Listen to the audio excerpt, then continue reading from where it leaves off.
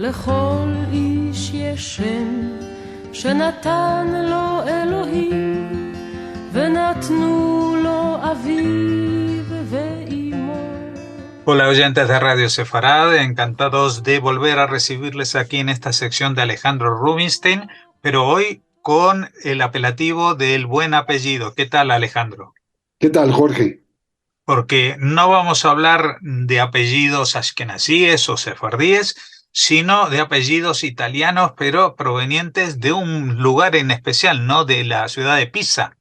Efectivamente, hablaremos de un estudio que hace José Javier Rodríguez Toro de la Universidad de Sevilla sobre la nación hebrea de Pisa, a donde él proporciona el listado de sus habitantes entre los años de 1660 y 1691, y en este estudio fundamental realmente para el estudio de la onomástica y de los apellidos, nos encontramos de manera muy troncal a los apellidos y de manera, vamos a decir, lateral también a los nombres propios que se utilizaban en la época. Pues bien, según los historiadores, la presencia de judíos en Pisa se remontaría a la antigüedad. Si bien el primer testimonio fidedigno, la mención de una propiedad agrícola situada entre San Miniato y Montópoli, data del año 859.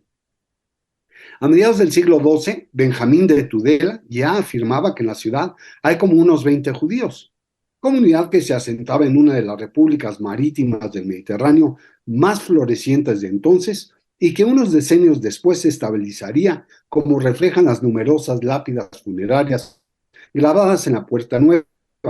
Se ha señalado repetidas veces también el papel que en la Baja Edad Media desempeñaron los bancos hebreos, dedicados al préstamo con usura, actividad que encontró entre los miembros de la familia Medici a sus principales valedores. Cuando a mediados del siglo XVI el comercio de Pisa entró en un periodo de estancamiento y en sintonía con la acogida favorable a los judíos sefardíes que otros estados italianos, principalmente Venecia, el Reino de Nápoles, el Estado Pontificio o el Ducado del Este, venían mostrando desde finales de la centuria anterior. El duque Cosme de Medici creyó que la manera de revitalizar la economía de la zona pasaba por favorecer la instalación de cristaos novos portugueses, a los que se les brindaba facilidades fiscales y protección frente a la Inquisición. Ahí se encuentran los antecedentes de la nación hebrea de la ciudad de Pisa. Pero si la iniciativa no consiguió el fin deseado, al menos preparó el terreno para que fraguara el plan trazado por su hijo Fernando I mediante la celebrada Livornina, que se dio entre los años 1591 y 1593. Ahora bien, el principio nos indica que los recién llegados, entre quienes destacaban judeoespañoles tanto ponentinos como levantinos, prefirieron instalarse en Pisa, porque la consideraban como la gloriosa antica città grande e bella, dando lugar así a su nación hebrea. Pero el foco de atracción se desplazó muy pronto a la vecina Livorno, cuando comprendieron que su puerto franco facilitaba las transacciones comerciales. Y es en esta en la que se establecería a lo largo del siglo XVII una de las comunidades hebreas más pujantes de Occidente. En relación con todo este complejo proceso de redistribución de la población en el Gran Ducado, así como a consecuencia de la peste del año de 1630, el número de judíos de la comunidad pisana descendió de manera constante a lo largo del siglo, como lo vienen a demostrar los censos que se generaron en 1642 y en 1689, donde únicamente encontramos a 341 y 205 habitantes de manera respectiva. La evolución entre estas dos fechas puede conocerse, aunque de manera parcial, gracias a las personas que se mencionan precisamente en las causas civiles en español, datadas a partir del año 1660 y conservadas en el archivo histórico de la comunidad hebraica de la ciudad de Pisa. Es precisamente el primero de los volúmenes de este amplio corpus de documentos donde se ha extraído el listado de algunos de los integrantes de la nación de Pisa, que forma parte de esta entrega y que es muy útil para la investigación precisamente de la onomástica sefaradí. De la lista podemos citar a muchos casos, nombres propios, apellidos únicamente, nombres poco comunes como Judica, como Abenum, como Bianchi ya aparecen como apellido italiano. Encontramos la presencia del apellido portugués clásico Chávez, o Chávez como se pronuncia en el idioma luso. Encontramos también apellidos de origen hebreo como Yesurum y también nombres típicamente italianos, como ya lo hemos citado, como el de Leucci. eh, Paz, Ramírez, Sadique, Zampaya, Soares, Zulema, son una gran cantidad de apellidos que podemos hacer una lista muy amplia porque esta lista compone a 177 participantes. Pero lo importante aquí es la estructura de la denominación. Se observa un claro predominio de una secuencia binaria, pues de las 177 personas seleccionadas en este estudio, 106, o sea, prácticamente el 60%, son reconocidas mediante el nombre individual seguido del nombre familiar simple. Tan sencillo como eso. En mucho menor medida, en casi el 19%, se registra una secuencia ternaria integrada por el nombre individual más el nombre familiar doble. Esta costumbre se llegó a asentar en España y al día de hoy en México la utilizamos con alta frecuencia los dos apellidos, el apellido paterno y el apellido materno. Hay que considerar también dentro de este listado que hay 8 casos de personas, ni alcanzan a ser el 5%, que solo son mencionadas con su nombre individual. Como ya lo había dicho, es al principio del listado a donde se hablan precisamente de estas personas, que son Débora, quien es hermana de Abraham Enríquez Miranda, o Hanna, que también es hermana del mismo, Yudic, una viuda de Isaac Gómez Salcedo, Yudica, hermana también de Abraham Enríquez Miranda, Raquel, Samuel y Abenum, de quien ya habíamos hablado, que fuera un canciller. Es muy interesante que solo en ese caso nos encontramos nombres propios. Y por cierto, ya que estamos hablando del mismo, pues entonces, desde el punto de vista lingüístico, predomina el nombre individual de origen hebreo y en su gran mayoría tomado la Biblia, sobre todo, como es bien sabido, entre los varones mucho más que entre las mujeres.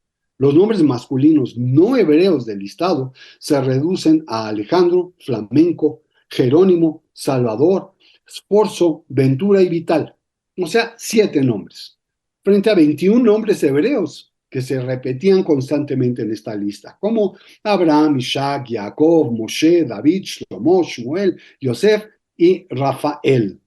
También están Yoshua y Aarón, Azariah, Daniel, Israel y Mordejai. Y como un caso único se encuentran los de Baruch, Binyamin, Jaim, Gabriel, y Manuel y Yehuda. ¿Qué sucede con los nombres femeninos? Bueno, pues los no hebreos son apenas 5, que son Rosa, Blanca, Luna, Paloma y Prudencia, mientras que los hebreos son 8, Rachel, Sara, Esther, Yehudit, Lea, Rivka, Dvorá y Hanna. No hay, por lo tanto, un predominio tan claro con el número de nombres femeninos, aunque es cierto que los más usados entre las mujeres de la nación pisana son los hebreos.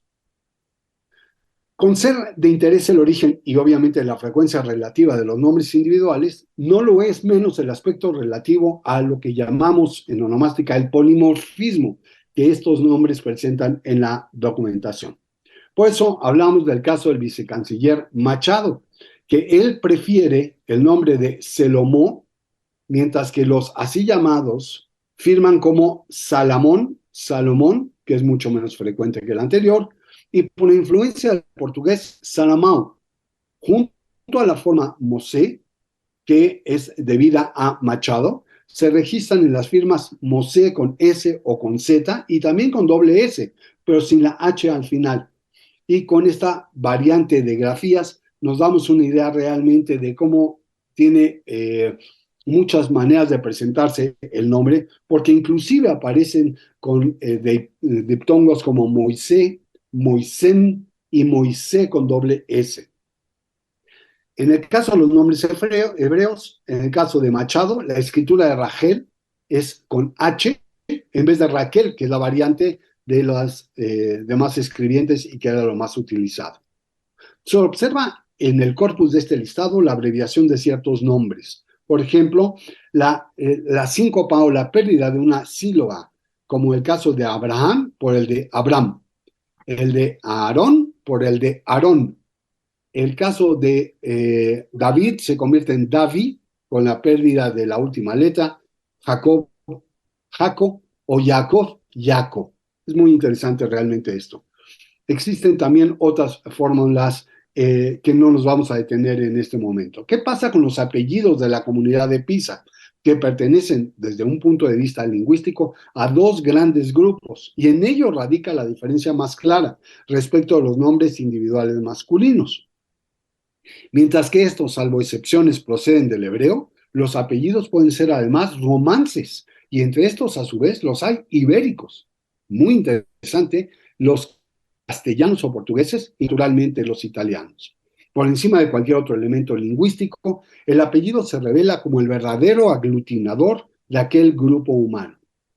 Si se les clasifica teniendo su origen remoto, los apellidos ibéricos responden a tres subtipos básicos, todos ellos representados en este listado, que son patronímicos, nombres toponímicos y los sobrenombres.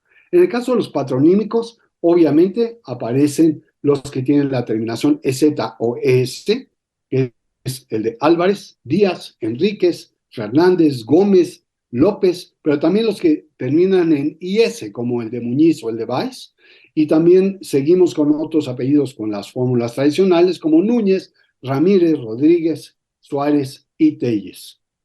Los nombres toponímicos aparecen como apellido único, y esto es porque se reconocen con facilidad por sus lugares de proveniencia, que son Acosta, Ávila, Barrios, Cáceres, Cardoso, Cava, indudablemente también el de Chávez, Fonseca, León, Lucena, Peña, Salcedo. El listado es gigante en esta materia. Soto, Vega y Villa, por apenas algunos más.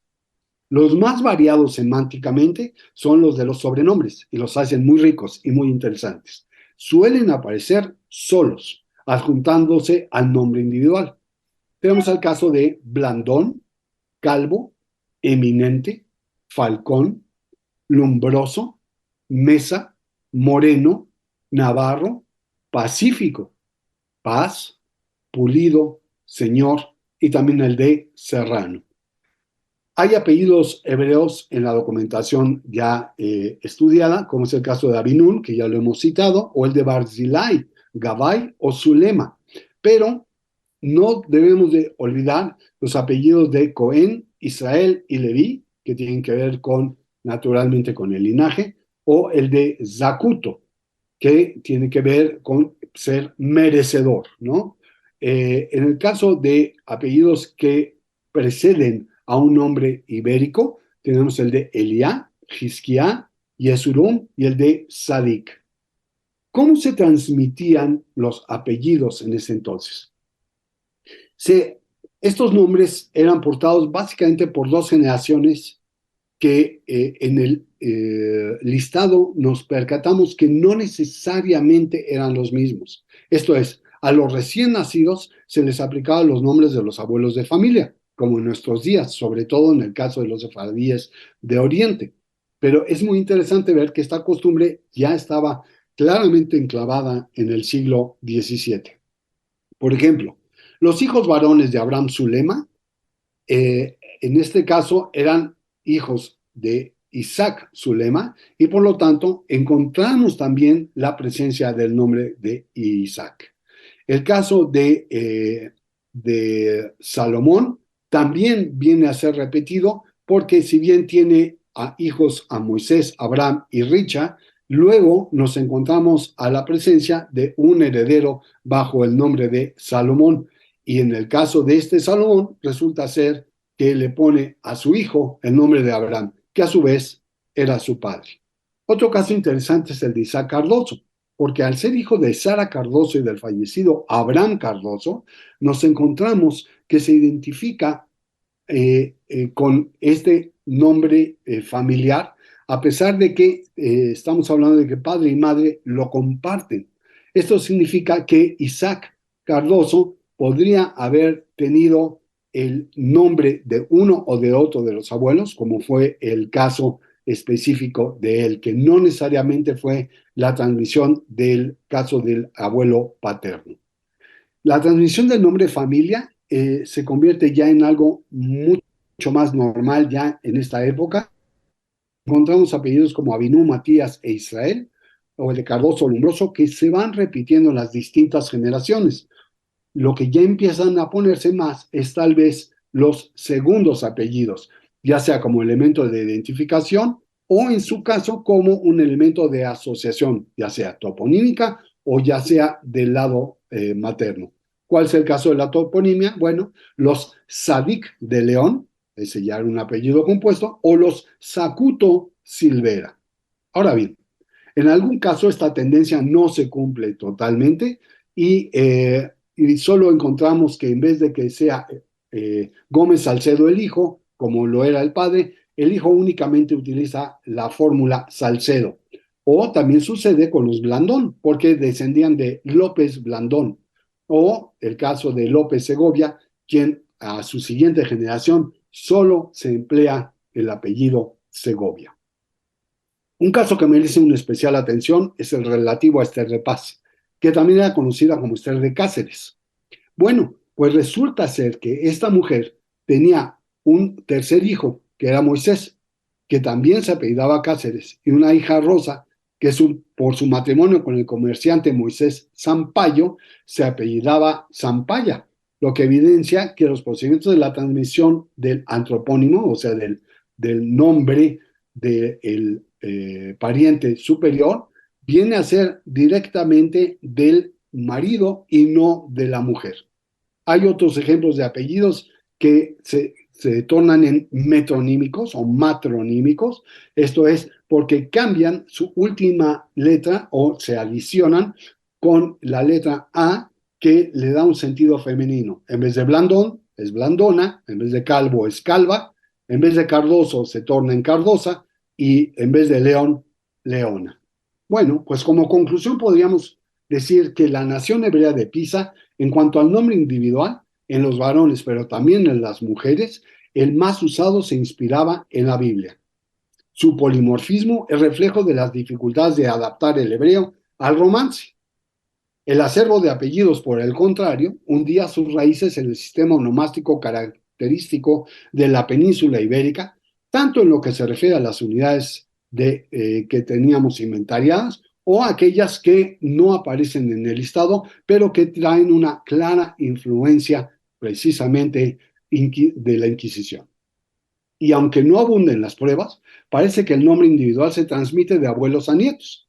El apellido convertido en el nombre aglutinador de una sociedad patriarcal que tiene en la familia su institución fundamental y en el patronímico la clave de su sistema onomástico pasa ya en esta época, sin excepción, de padres a hijos. ¿Qué te parece, Jorge? Pues sin duda un aporte muy interesante a la variedad casi infinita del tema de los nombres y apellidos de los judíos en el mundo. Muchas gracias como siempre, Alejandro Rubinstein, y hasta la próxima. Hasta la próxima.